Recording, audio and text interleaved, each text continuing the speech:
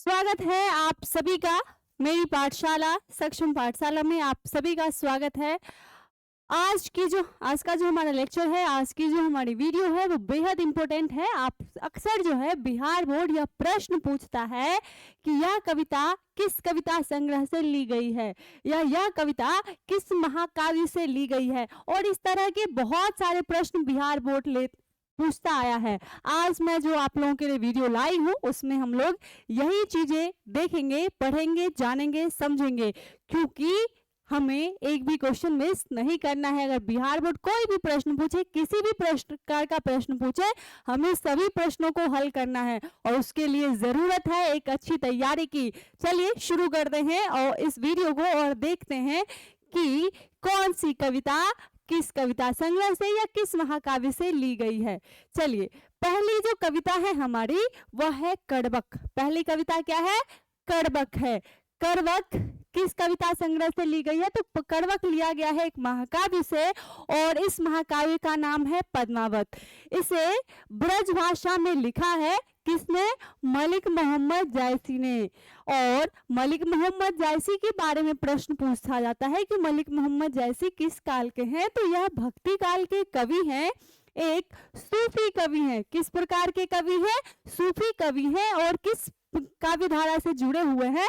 तो प्रेम मार्गी धारा से जुड़े हुए हैं। प्रश्न ऐसा पूछा जाएगा कि कड़बक जो है यह किसकी रचना है? आपका सही जवाब हो जाएगा मलिक मोहम्मद जायसी की। प्रश्न ऐसा पूछा जाएगा कि पद्मावत किसकी रचना है? आप कहेंगे मलिक मोहम्मद जायसी जी की। प्रश्न ऐसा पूछा जाएगा कि कड़बक किस महाकाव्य से लिया गया है? आप कहेंगे पद्मावत से। प्रश्न ऐसा पूछा जाएगा कि कड़बक किस भाषा में लिखा गया है? आप कहेंगे ब्रज भाषा में। प्रश्न ऐसा आएगा कि मलिक मोहम्मद जायसी किस काल के रचनाकार है? आप कहेंगे भक्ति काल के। प्रश्न ऐसा पूछा जाएगा कि मलिक मोहम्मद जायसी कैसे कवि हैं, किस प्रकार के कवि हैं? आप कहेंगे वह सूफी कवि हैं। और प्रश्न ऐसा पूछा जाएगा कि मलिक मोहम्मद जायसी किस काव्य धारा से जुड़े हुए हैं? आप कहेंगे प्रेम मार्गी धारा से। चलिए आगे बढ़ते हैं। अगली जो कविता है वह है पद। यह पद किनका है? सूरदास का पद। इसकी रचना सूरदास ने की है और यह लिया गया है किससे? सूरसागर से। किससे लिया गया है? सूरसागर से। सूरदास किस काल के कवि हैं? तो सूरदास भक्ति काल के कवि हैं, सगुन भक्ति धारा से जुड़े हुए हैं और यह कृष्ण भक्ति धारा से जुड़े हुए कवि हैं। तो प्रश्न ऐसा आएगा कि सूरदास के पद यह किस रचना संग्रह से लिया गया है? आप कहेंगे यह सूरसागर से लिया गया है। प्रश्न ऐसा आएगा कि सूरदास किस काल के रचनाकार है? आप कहेंगे भक्ति काल के। प्रश्न ऐसा आएगा कि सूरदास किस धारा के कवि हैं? आप कहेंगे सगुन भक्ति धारा के।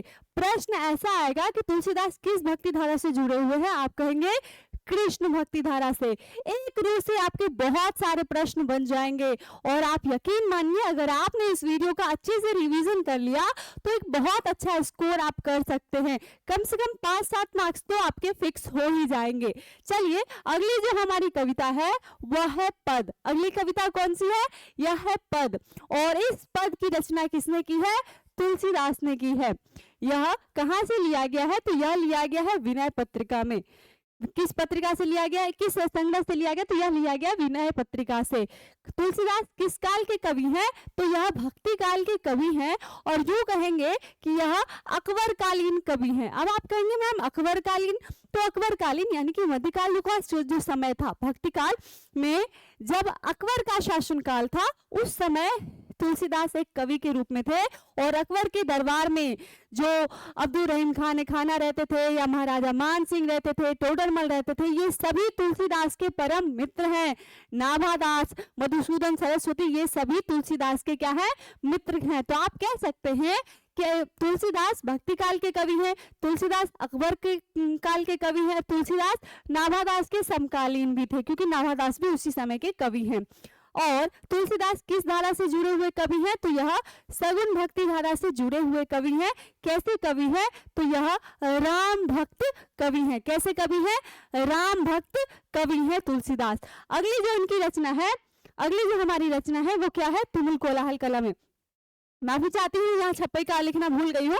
कोई नहीं, मैं उसके बारे में आपको अगली स्लाइड में बता दूंगी, जहाँ पे जगह मिलेगी मैं बता दूंगी। अगली जो हमारी कविता है वह है तुमुल कोलाहल कलह में। क्या है? तुमुल कोलाहल कलह में। यह किस कविता संग्रह से ली गई है? तो यह जिस महाकाव्य से लिया गया उस महाकाव्य का नाम है कामायनी। तुमुल कोलाहल कलह में यह किस महाकाव्य से लिया गया है? कामायनी से। इसकी रचना की है जयशंकर प्रसाद ने। किसने की है? जयशंकर प्रसाद ने। जयशंकर प्रसाद किस काल के कवि हैं? जयशंकर प्रसाद आधुनिक काल के कवि हैं। और किस भक्ति धारा, किस धारा से जुड़े हुए, किस वाद से जुड़े हुए कवि हैं? तो आप कहेंगे कि यह छायावादी कवि हैं।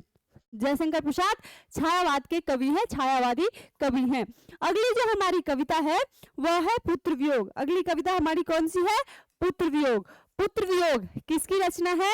तो पुत्र वियोग सुभद्रा कुमारी चौहान की रचना है। यह किस रचना संग्रह से लिया गया, किस कविता संग्रह से लिया गया? तो यह लिया गया है मुकुल से। किससे लिया गया है? मुकुल से लिया गया। और इसी मुकुल के लिए सुभद्रा कुमारी चौहान को शेख सरिया पुरस्कार मिला हुआ था। सुभद्रा कुमारी चौहान आधुनिक काल की कवियत्री हैं और राष्ट्रीय भावधारा की कवियत्री हैं। अगला जो है तो प्रश्न ऐसा आएगा कि पुत्र वियोग किसकी रचना है? आप कहेंगे सुभद्रा कुमारी चौहान की। प्रश्न ऐसा आएगा कि मुकुल किसकी रचना है? आप कहेंगे सुभद्रा कुमारी चौहान की। प्रश्न ऐसा आएगा कि पुत्र वियोग किस कविता संग्रह से ली गई है? तो आप कहेंगे मुकुल से।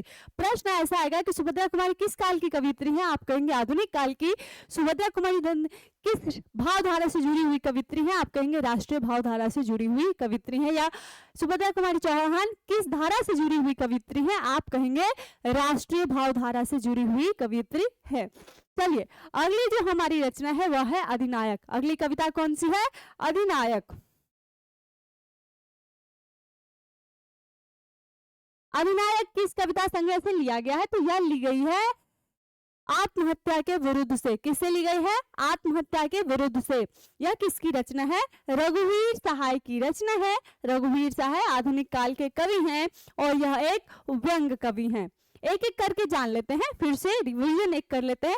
प्रश्न कड़बक पद्मावत से लिया गया है। मलिक मोहम्मद जैसी की रचना है। मलिक मोहम्मद जैसी भक्ति काल के सूफी कवि हैं, प्रेम मार्ग की धारा से जुड़े हुए हैं। सूरदास के पद सूरसागर से लिया गया है। सूरदास की रचना है। सूरदास भक्ति काल के कवि हैं, सगुन भक्ति धारा के कवि हैं और कृष्ण भक्त हैं। तुलसीदास के पद जो है यह विनय पत्रिका से ली गई है। तुलसीदास की रचना है। तुलसीदास भक्ति काल के कवि हैं, अकबर के समकालीन थे। तुलसीदास सगुन भक्ति धारा से जुड़े हुए हैं और राम भक्त कवि हैं। तुमुल कोलाहल कलह में यह कामायनी से ली गई है। कामायनी जयशंकर प्रसाद की रचना है। जयशंकर प्रसाद आधुनिक काल के कवि और छायावादी कवि हैं। अगली रचना है पुत्र वियोग, मुकुल से ली गई है। मुकुल सुभद्रा कुमारी चौहान की रचना है। सुभद्रा कुमारी चौहान आधुनिक काल की राष्ट्रीय भावधारा से जुड़ी हुई कवित्री हैं। हेलो, हाँ। अगला है अधिनायक, आत्महत्या के विरुद्ध कविता संग्रह से ली गई है। रघुवीर सहाय की रचना है। रघुवीर सहाय आधुनिक काल के लेखक है और व्यंग कवि हैं। प्रश्न पूछा जाएगा कड़बक किसकी रचना है? आप कहेंगे जैसी जी की। कड़बक कहाँ से लिया गया है? पद्मावत से लिया गया है। जैसी जी किस काल के कवि है? भक्ति काल के कवि है। जैसी जी कैसे कवि है? तो सूफी कवि है। और किस धारा से जुड़े हुए? तो प्रेम मार्ग की धारा से। पद सूरदास के पद किस महाकाव्य से लिए गए हैं? आप कहेंगे सूरसागर से। सूरदास किस काल के कवि हैं? भक्ति काल के। सूरदास किस प्रकार के कवि हैं? सगुन भक्ति धारा के कवि हैं। और सूरदास कैसे भक्त है? किसके भक्त है? तो कृष्ण भक्त है। प्रश्न ऐसा आएगा कि तुलसीदास के पद किस महाकाव्य से लिए गए हैं? आप कहेंगे विनय पत्रिका से। विनय पत्रिका की रचना किसने की है? आप कहेंगे तुलसीदास। तुलसीदास किस काल के कवि हैं? भक्ति काल के कवि हैं, अकबर कालीन कवि हैं। तुलसीदास किस धारा से जुड़े हुए कवि हैं? तो सगुन भक्ति धारा से जुड़े हुए। तुलसीदास कैसे कवि हैं? तो राम भक्त कवि हैं। पुत्र वियोग किसकी? तुमुल कोलाहल कलह में यह किस महाकाव्य से लिया गया है? यह लिया गया है कामायनी से। इसकी कामायनी किसकी रचना है? जयशंकर प्रसाद की रचना है। जयशंकर प्रसाद किस काल के कवि हैं? आधुनिक काल के कवि हैं। और जयशंकर प्रसाद किस वाद से जुड़े हुए हैं? छायावाद से जुड़े हुए हैं। पुत्र वियोग किस कविता संग्रह से लिया गया है? मुकुल से लिया गया है। मुकुल किसकी रचना है? सुभद्रा कुमारी चौहान की रचना है। सुभद्रा कुमारी चौहान किस काल की कवियत्री है? आधुनिक काल की कवित्री है। सुभद्रा कुमारी चौहान किस धारा से जुड़ी हुई कवित्री है? राष्ट्रीय भावधारा से जुड़ी हुई कवित्री है। अधिनायक किस कविता संग्रह से लिया गया? तो यह लिया गया आत्महत्या के विरुद्ध से। इसकी रचना किसने की है? रघुवीर सहाय ने। रघुवीर सहाय किस काल के कवि हैं? आधुनिक काल के कवि हैं। और कैसे कवि हैं? तो व्यंग कवि हैं। चलिए अगले स्लाइड पर चलते हैं। जो हमारी चौथी कविता थी, चौथा पार्ट जो हमारा छप्पई है, उसके बारे में देख लेते हैं। ठीक है, छप्पई के बारे में देख लेते हैं। तो छप्पई हमारा चौथा पाठ है, ठीक है ना। छप्पई जो आपके छप्पई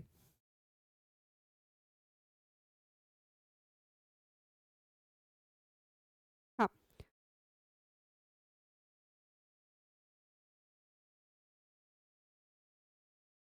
छप्पई छप्पई नाभादास की रचना है। छप्पई कहाँ से ली गई है? छप्पई लिया गया है भक्तमाल से। कहाँ से लिया गया है? भक्तमाल से। रचना किसने की है? नाभादास ने की है। नाभादास किस काल के कवि हैं? भक्ति काल के कवि हैं, तुलसीदास के समकालीन थे। और यह कैसे कवि हैं? तो यह जो है आपको सगुन भक्ति धारा से जुड़े कवि हैं। कैसे कवि हैं? सगुन भक्ति धारा से जुड़े हुए कवि हैं। और कैसे कवि हैं? तो राम भक्त कवि हैं। राम भक्त कवि हैं। 1 मिनट का बस।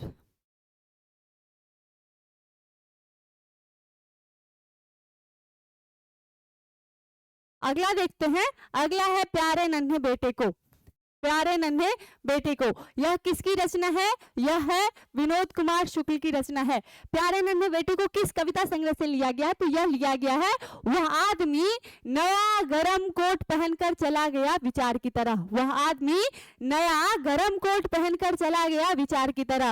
और विनोद कुमार शुक्ल किस काल के रचनाकार है? तो यह आधुनिक काल के रचनाकार है। प्रश्न पूछा जाएगा कि प्यारे नन्हे बेटे को यह किस कविता संग्रह से लिया गया है? आप कहेंगे वह आदमी नया गरम कोट पहनकर चला गया विचार की तरह। इस कविता संग्रह से लिया गया है। प्रश्न ऐसा पूछा जाएगा कि प्यारे नन्हे बेटे को किसकी रचना है? आप कहेंगे विनोद कुमार शुक्ल की रचना है। प्रश्न ऐसा पूछा जाएगा कि वह आदमी नया गरम कोट पहनकर चला गया विचार की तरह, ये किसकी रचना है? आप कहेंगे विनोद कुमार शुक्ल की। प्रश्न ऐसा पूछा जाएगा कि विनोद कुमार शुक्ल किस काल के कवि हैं? आप कहेंगे यह आधुनिक काल के कवि हैं। अगला प्रश्न है हार जीत। अगला जो हमारा टॉपिक है हार जीत, यह किस कविता संग्रह से ली गई है? तो यह लिया गया है कहीं नहीं वहीं। कहां से लिया गया है? कहीं नहीं वहीं से लिया गया। और इसकी रचना की है अशोक वाजपेयी ने। अशोक वाजपेयी आधुनिक काल के रचनाकार हैं। तो प्रश्न पूछा जाएगा कि हार जीत किसकी रचना है? आप कहेंगे अशोक वाजपेयी की। हार जीत किस कविता संग्रह से ली गई है? आप कहेंगे कहीं नहीं वहीं से। प्रश्न ऐसा पूछा जाएगा कि अशोक वाजपेयी किस काल के रचनाकार हैं? आप कहेंगे आधुनिक काल के रचनाकार हैं। प्रश्न ऐसा पूछा जाएगा कि कहीं नहीं वहीं यह किसकी रचना है? आप कहेंगे अशोक वाजपेयी की। अगला प्रश्न, अगला जो हमारा है वह है गांव का घर। अगला कौन सा है? गांव का घर। यह जिस कविता संग्रह से लिया गया है उसका नाम है संशय आत्मा। इसकी रचना किसने की है? ज्ञानेंद्र पति ने की है। और ज्ञानेंद्र पति किस काल के रचनाकार हैं? तो यह आधुनिक काल के रचनाकार हैं। प्रश्न ऐसा आएगा कि गांव का घर किसकी रचना है? आप कहेंगे ज्ञानेंद्र पति की। प्रश्न ऐसा आएगा कि संशय आत्मा किसकी रचना है? आप कहेंगे ज्ञानेंद्र पति की। प्रश्न ऐसा आएगा कि गांव का घर किस कविता संग्रह से ली गई है? आप कहेंगे संशय आत्मा से। प्रश्न ऐसा आएगा कि ज्ञानेंद्र पति किस काल के रचनाकार हैं? आप कहेंगे आधुनिक काल के। उम्मीद है कि ये सभी प्रश्न आपसे बन जाएगा। अगला है इन सभी से जितने प्रश्न बन सकते हैं मुझे एक बार कमेंट सेक्शन में जरूर बताइएगा आप क्या क्या क्वेश्चन बना पा रहे हैं, ताकि आपका एक अभ्यास हो जाए। प्रश्न ऐसा आएगा कि छप्पई किस रचना संग्रह से ली गई है? आप कहेंगे भक्तमाल से। प्रश्न ऐसा आएगा कि भक्तमाल किसकी रचना है? आप कहेंगे नाभादास की। प्रश्न ऐसा आएगा कि छप्पई किसकी रचना है? आप कहेंगे नाभादास की। नाभादास किस काल के कवि है? तो भक्ति काल के। नाभादास किसके समकालीन है? तो तुलसीदास के। नाभादास किस धारा से जुड़े हुए? तो सगुन भक्ति धारा से। नाभादास कैसे भक्त है? तो राम भक्त कवि है। नाभादास किस दर्शन से जुड़े हुए? तो यह वैष्णव दर्शन से जुड़े हुए कवि हैं। उम्मीद है कि सभी तथ्य आपको याद हो गए होंगे। अच्छे से आप इनका रिवीजन कर लीजिएगा। और बढ़िया जानकारी के लिए जो नंबर्स आपकी स्क्रीन पे शो हो रहे हैं, आप इन नंबर्स में से किसी भी एक पे कांटेक्ट करके अपनी जानकारियां हासिल कर सकते हैं। चाहे आपको कोर्स लेना हो, टेस्ट सीरीज लेना हो, या फिर आपको गेस्ट क्वेश्चंस लेना हो। हमारा गेस्ट क्वेश्चन कल आने वाला है, यानी कि 5 जनवरी को, जैसा कि मैंने आप लोगों को पहले भी बताया था। तो जिन किसी को भी चाहिए आप इन नंबर्स पे कांटेक्ट कर सकते हैं। तो टेस्ट सीरीज जिन किसी को भी लेना हो, आप जो नंबर्स आपके स्क्रीन पे शो हो रहे हैं, आप इन नंबर्स पे कॉल कर सकते हैं या व्हाट्सएप करके जानकारी हासिल कर सकते हैं। मिलते हैं अगली वीडियो में एक नए लेक्चर के साथ। तब तक के लिए आप सभी लोग पढ़ते रहिए, बढ़ते रहिए, स्वस्थ रहिए और सक्षम रहिए। मुझसे जुड़े रहिए। Good day.